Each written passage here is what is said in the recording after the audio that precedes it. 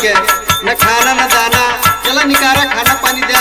तू ये जून लगल है 1 बज गया, जाए अपन निकाला और खा। ये बतिया तो रोज समझाई। कवन बतिया समझावे? सुना। हाँ सुनावा।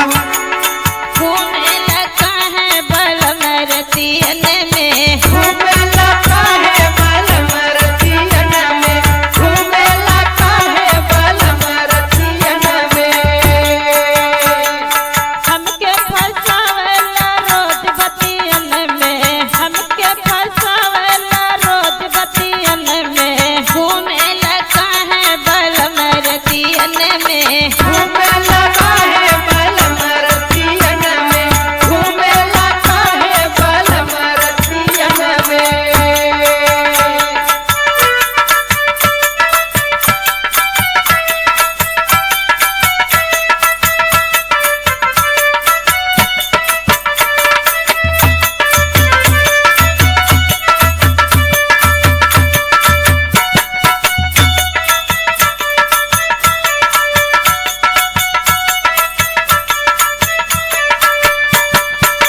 हे भगवान, अरे तोहार सबका बीमारी जिंदगी भर में गई न जाई। अरे हम कहूँ अंड बंड थोरो करा ली है।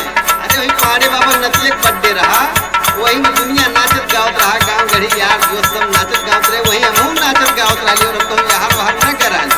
और अगर हमारे विश्वास ना हुआ तो पानी से पूछ लिया। अरे हम ना जान पहले पाड़े बाबा कैसन हुआ, सबके जानी ला पाड़े बाबा कौन में रहूँगा। अरे पाड़े बाबा घर कौनो आदमी जो घेरले नहीं मिले हैं, जनलियो। सुना सुनावा।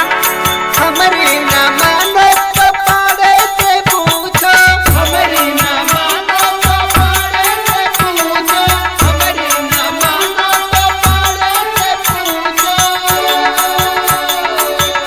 अरे काहे बनावेलू झूठ बतियन के, घूमे लगा है बल मरतियन में। घूमे लगा है बल मरतियन में, घूमे लगा है बल मरतियन में।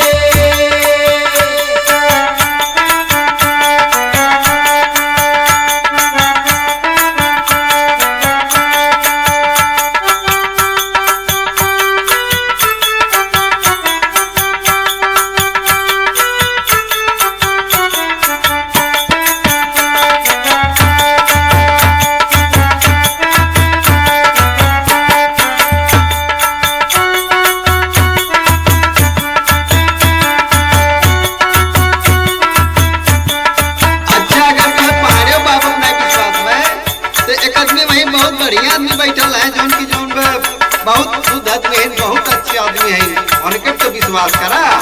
वो के है? अरे वो मुखिया जी रहे, मुखिया जी बैठल रहे, वही उनसे पूछवाई थी। अरे सबके जानत है मुखिया जी कैसन हुआ, पाड़े बाबा कैसन हुआ, तू कैसन हुआ, सबके जानी कौन मेर हुआ लोग। हे भगवान, केहू तो विश्वास करा।